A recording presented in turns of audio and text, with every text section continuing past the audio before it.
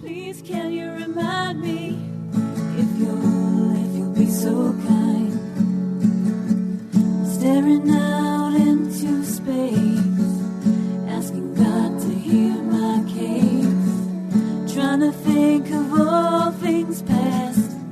How long will my memory last? The purple angel,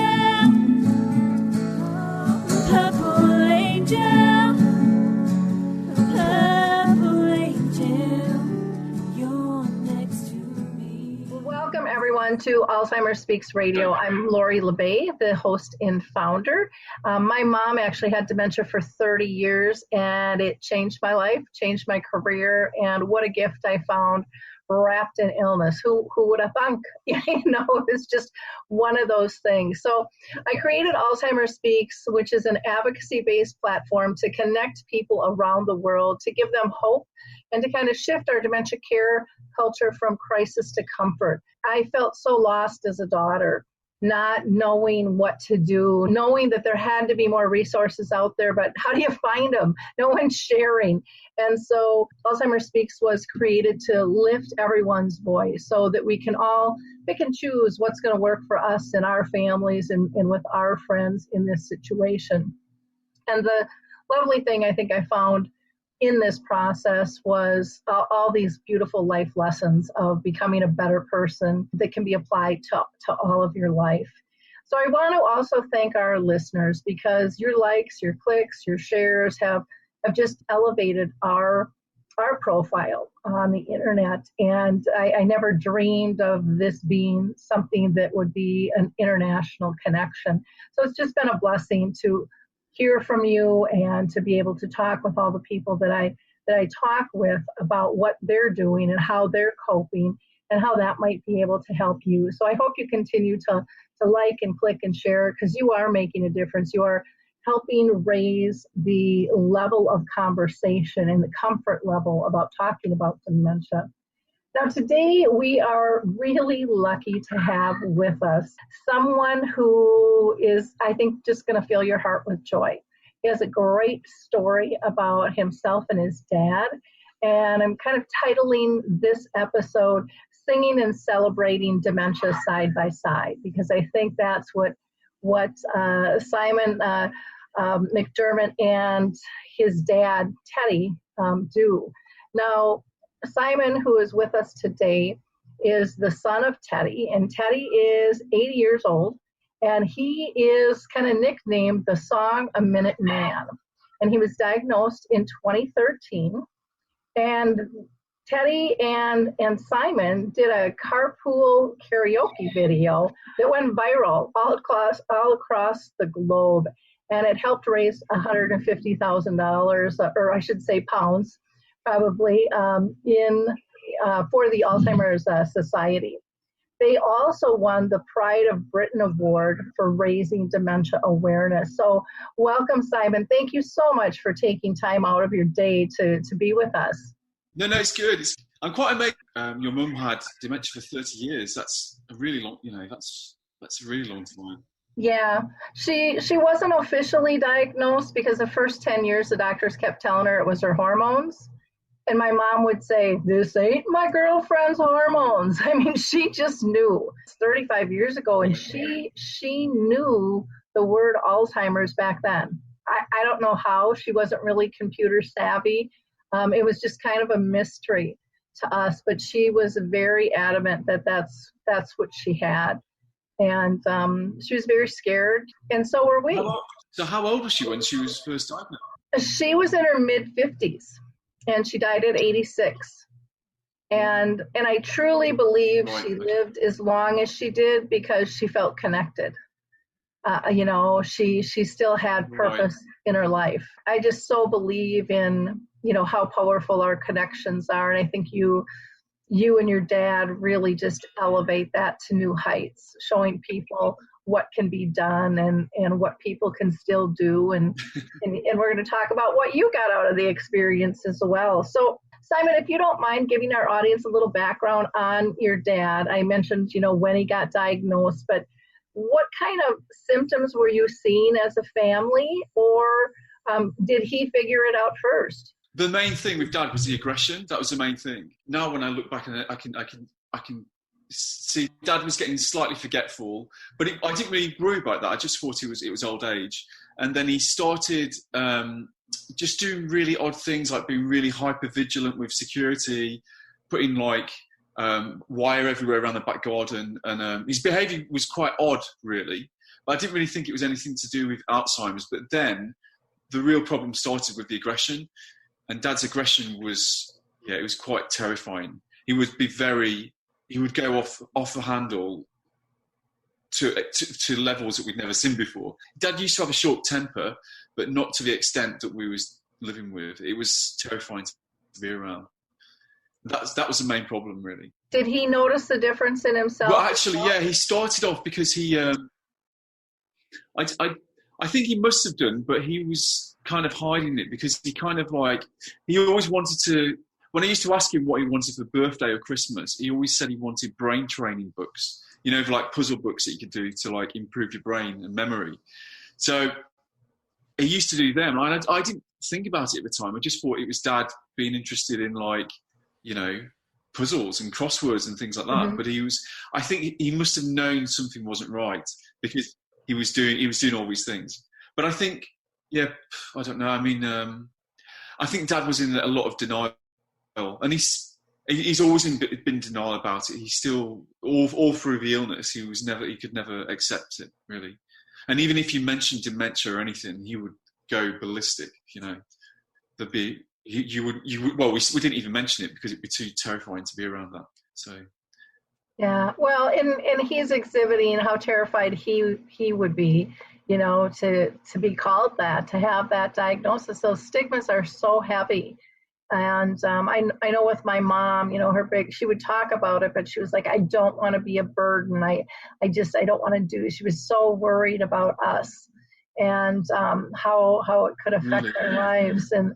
And yet I remember doing a show one time about, what would you do if you got dementia? What would you want? And we were talking about, life. And, some people say, they want to take their lives. Others say that's against my religion. And we did this 2-hour special on it. And at the very end, and we had all different disciplines. We had doctors and attorneys, and we had people with dementia, and we had care partners. And they said, well, Lori, what would you want? And I just said, I'm a girl that wants my options. I don't know if I'll ever tap into them, but I like my options. I said, but on the other hand, I wouldn't have given up 1 second of those 30 years with my mom. As difficult some of those moments were, what I learned and what I received from her in terms of learning about levels of unconditional love, I would never let that go. That was it was too powerful. And I always thought I was a good person to begin with, but I think she really taught me to be a much better person and to pay more attention and to slow down, which I still have to, make myself slow down sometimes or put down my phone and be in the present moment. But I'm much more conscious of it now. And so I can't imagine that fear. Go ahead. You said before about having all these life lessons. I think I've learned so much in the last few years just about life, really. And just about, I guess, about people as well. And like I think it's like psychology or something and how people tick, what actually is important, what's important in life. Like me and Dad weren't really that close growing up. We didn't, we just weren't close. We were like chalk and cheese. But I've had this opportunity to spend all this time with Dad and, get to know him 10 times more than I ever would do, And it sounds really weird, but I won't say Dad, I'm grateful Dad's got Alzheimer's, but I'm grateful that at time I've been able to spend with him, and develop this new bond, really. Yeah, and I don't think that's unusual. I've had several professionals, colleagues, and friends say, I envy you. And I'm like, what do you mean? And they're like, I don't have those stories with my folks. They're healthy. So we don't spend that time together. They're like, you have all these great stories. And I had to step back and go, I really do. I really was blessed. I had this time, even though it was illness that brought us together. It's sad that sometimes we don't connect until something like that happens, and some people never do. I always say that, like, Dad could have just slipped away, and I would have never had that chance to learn about my dad and who he was and what makes him tick, and I realised a lot of my dad's aggression when he had Alzheimer's, it comes from his fear, and that opened up a whole new box of, like, my dad was quite a big personality growing up. He was quite, very overly confident. He was a showman. But do you know what? I realised that wasn't Dad. Dad's actually quite insecure underneath it, and he's quite, not a shy person, but he's kind of, he's quite gentle, and he's quite sensitive. But he put on this big act of being this big, hard man, but he's not at all. He's very sensitive. And like the whole thing of when he was diagnosed, when he had Alzheimer's, and, when I saw the fear in his eyes, like a number of times, because he always thought, if we took him out, he always thought we were taking him out to be put into a home. Mm-hmm. And you could see the fear in his eyes, but he'd also get very aggressive. So it was kind of trying to understand what was going on with Dad, really. And and understanding that, like I say, the aggression came from his fear, really. So.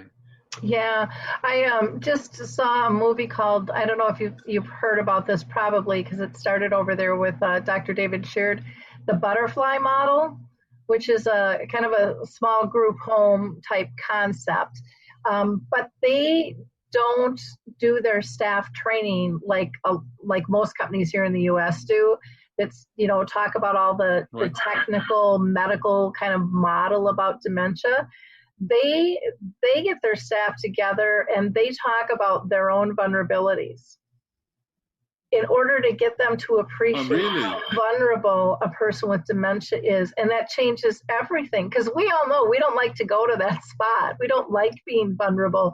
We don't like being scared. And so if you can realize that's what's happening so often with somebody with dementia, is they're very uncomfortable with a situation, but they might not be able to communicate it. And I thought, what a brilliant way to train staff and families, to realize, to track back as to what's really the cause, not just what it appears to be, where we just put it in a box and say this is what it is. But like you say, like the main thing with Dad was the aggression really, and we had we didn't know what to do. We had no. We just thought that was how Dad was, and he wasn't a great guy to be around really. But as soon as we realised that, as soon as we thought that this is all comes from Dad's fear, then we could change everything really. Mm-hmm. And it was like then when we started taking Dad out singing, that changed everything. That was a massive change really, because we were literally, Dad was diagnosed and then you just left really. There's no more advice really. That's why, the only advice we got was from the Alzheimer Society. The doctor gave Dad the diagnosis, and you get a leaflet, and then that was it. It's like, right, you sort it out for yourself, really. And that was the only kind of stuff that we had at the time. So the only reason, the breaking point was when it was quite obvious that I was really worried about Mum's safety. And I took Mum to a doctor again, and it was a different doctor. And she pushed us into different directions of what we should do and where we can get advice and everything. But it was an awful time really. It's so common all around the world where people go in, like you said, they get diagnosed. Some are lucky if they even get a leaflet or a brochure. Most don't even get a number of, where to call if it's the Alzheimer's Society or the Alzheimer's Association. And they might get a medication, and they usually always get another appointment to come back, so the doctors are making money, but the families are really left in the lurches trying to maneuver this. And, we need more training. We need more communication. We need professionals and medical staff and families working together, because we all have an impact on this, and we all see different things and have different knowledge. And until we have these open conversations, and until we raise everyone's voice and share that knowledge, we're just all going to sit and spin. And so I'm so thankful for the internet to be able to connect with you. Now, in your family, are there others that are supporting your dad as well, or is it just you?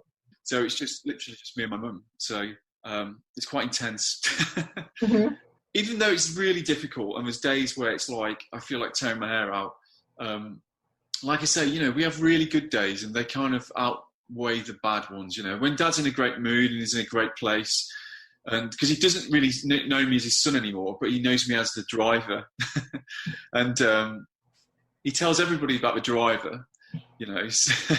So yeah, we have a completely different relationship, and we're very close. Like, I'm just grateful that I've had this time with Dad, really, because it, like I say, it woke me up to realise that Dad's not going to be around forever, and you've got to spend time with people, your family and things like that, because they can be gone in an instant, really. I guess for me, I've had a second chance to reconnect with Dad. And what a beautiful gift that is, to learn about a man you didn't know, or a part of him that you didn't know existed, that he is vulnerable and he is scared and he's not as sure-footed as you always thought he was, in his confidence. And I know many family members struggle with not being identified. My older brother had a really difficult time because my mom would call him her brother. She would call him Chuck, and his name was Mark. And he's like, how can she not know me after 50 years? How can she? And it was all about him. It wasn't about Mom. And I said, Mark, she loved her brother. That's a compliment. And I said, if you go look in the mirror, you look a lot like Chuck when he was younger.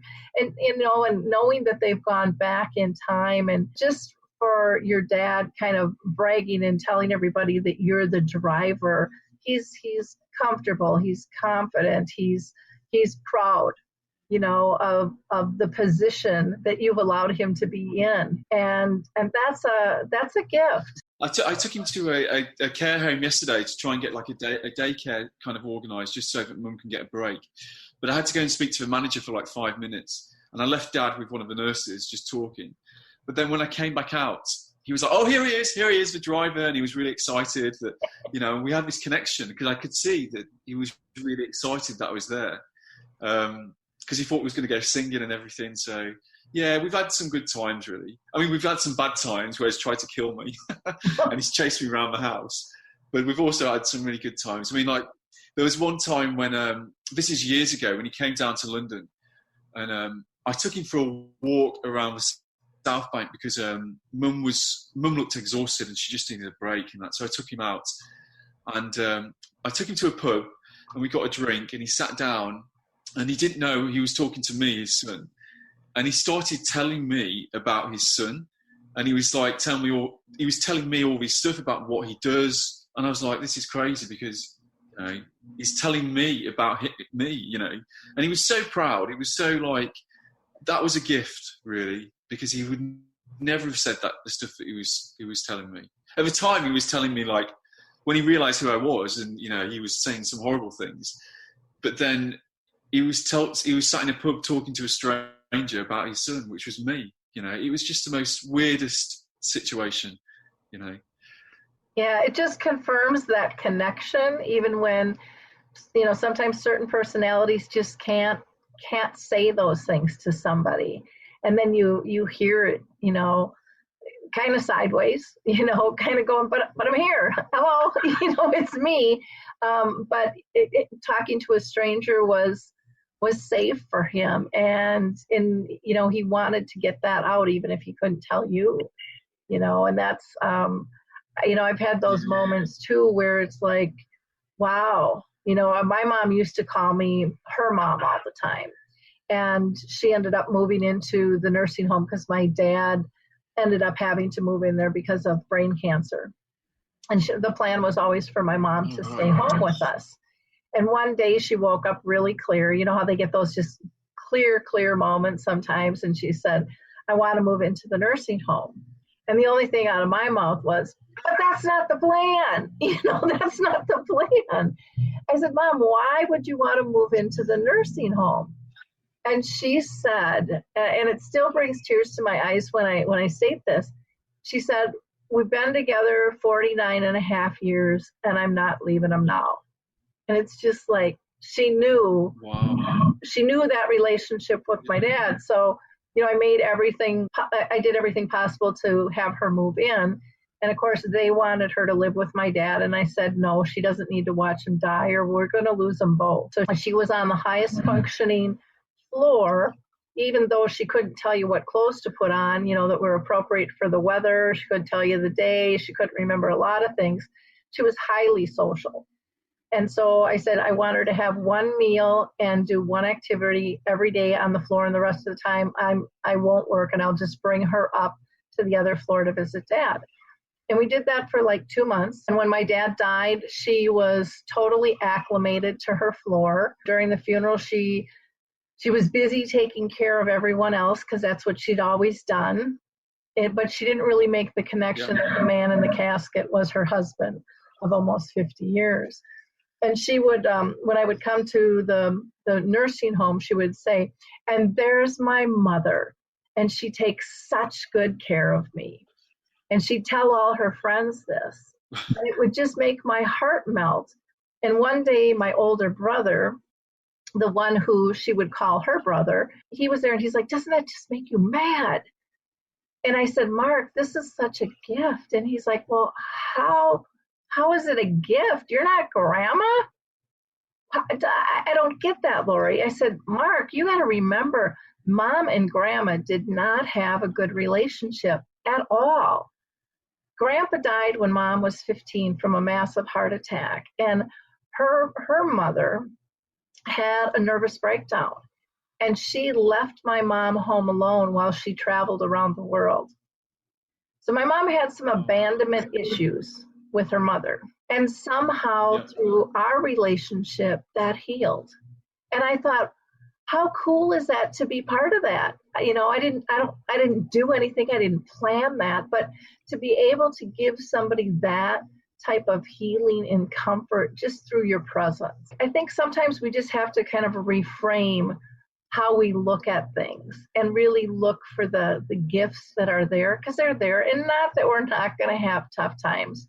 I mean, I could go down the rabbit hole and name all the times I wanted to pull my hair out and scream like a banshee. But life without dementia is like that too. It's not always perfect. So, Simon, I really want you to talk about how music helped you reconnect with your dad and what that's meant to you and to him. Yeah, I mean, Dad's always sung all his life. He's been a singer. So he's sung since he was 16. But then when he got quite ill, he stopped singing. And I just put it down to old age in this.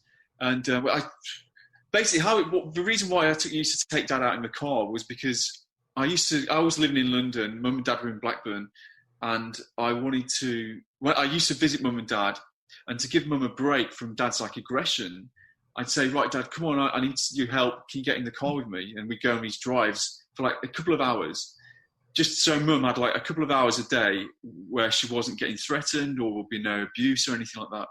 And that's how it started. And initially he was really, he called me every name under the sun. He was calling Mum every name under the sun.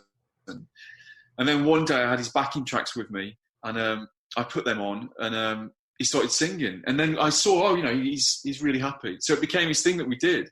And then we'd drive around for hours singing, and then he'd start talking to me again. And we developed this relationship of became really close, and he became happy. So every time Dad was starting to get aggressive, I'd take him out again I was like, right, come on, let's go in the car. We'll go for another drive.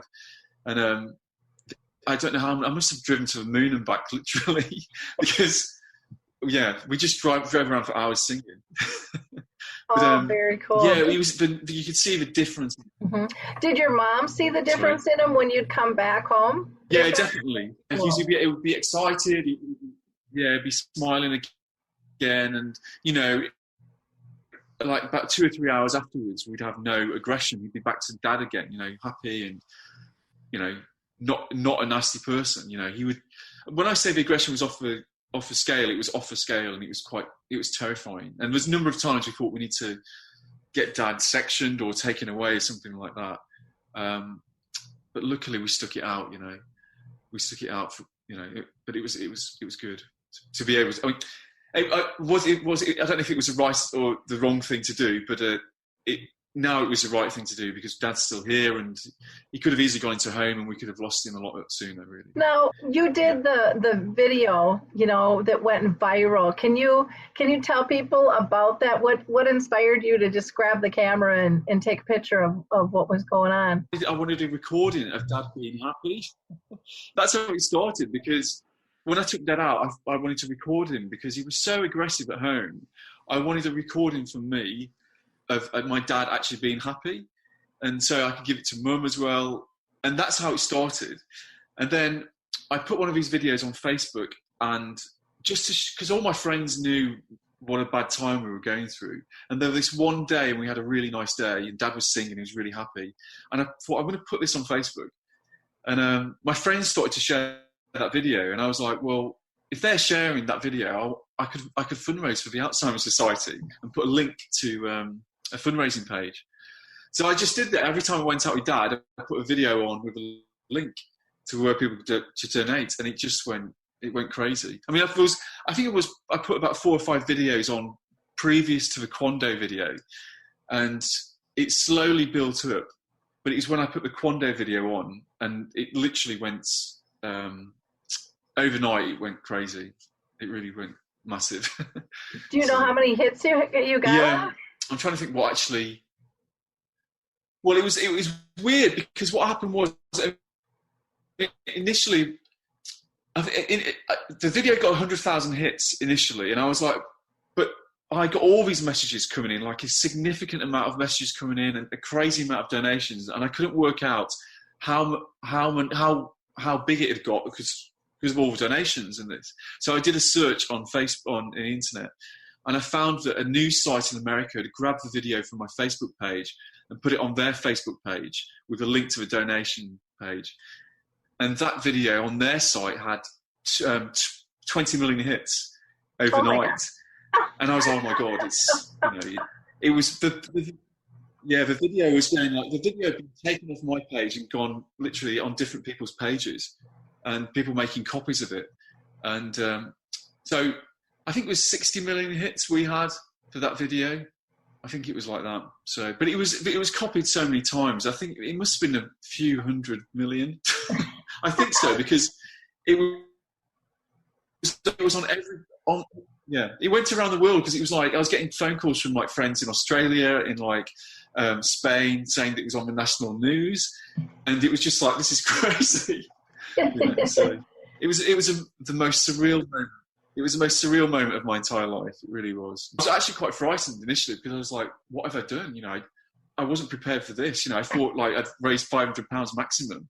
I wasn't expecting all that to happen, really. So it was really amazing. It was, I get goosebumps now when I think about it because it was just crazy, really. So. Well, to me, that just shows people, they want hope.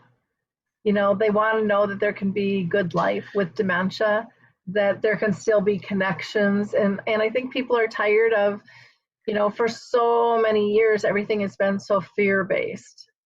And more people, this is happening to. I mean, it's hard not to talk to somebody who doesn't know somebody who's dealing with this.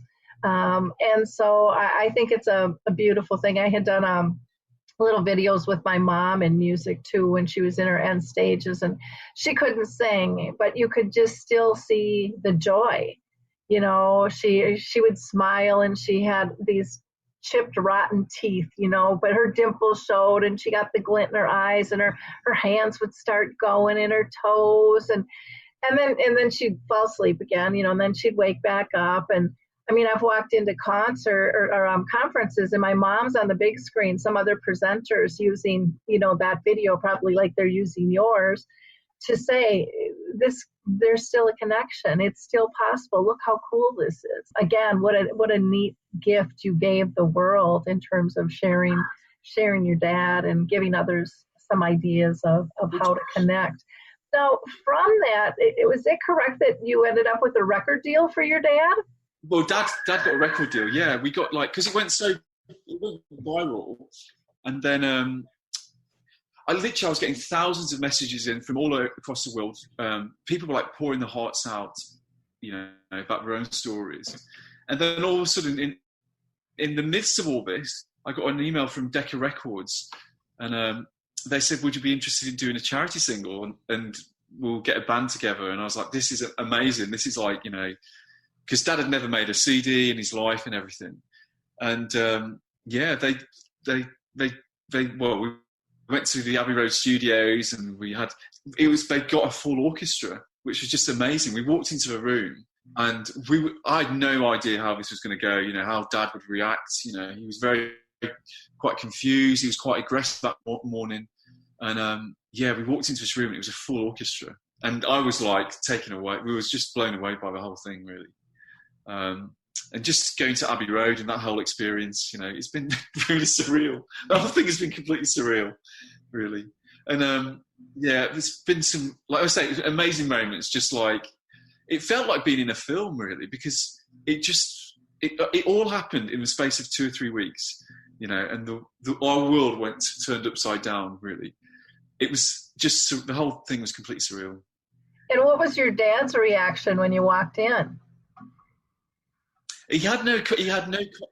Well, he had, to be honest, when we first got there, he was in a really angry mood, and I thought we'd made a huge mistake. He called everybody in there. Well, I won't repeat it, but every name under the sun. And he was getting very annoyed because when the band started and there was always flutes started, and he doesn't obviously. He never sings with flutes before, So it's just when he sings, it's usually with like a piano player, a drummer. And that's it. So when this full orchestra started, I think it kind of knocked him, and that kind of annoyed him. But what we did, we took Dad into the front of the orchestra, and he was next to the conductor. And initially, then he just suddenly thought, "Oh, this is a stage. This is my audience." And then he just came back, and he was back to my dad's singing. He had a great time. He tells everybody now that when he went to London, he's very confused, but he always says like, "Oh, you should go to London because there's a big band there, and you can sing with this band." And so it's gone in. It's like a big part of my dad's story, really. So isn't that amazing though, how they can grab some things and they just hold on to it because it has such meaning for them. Because you think there's, will he remember it? Because we don't know with any of this stuff, but things that really touch stay. And how cool is that for him to have that special moment? And granted, it may fade over time, but no matter how long it lasts, you have it.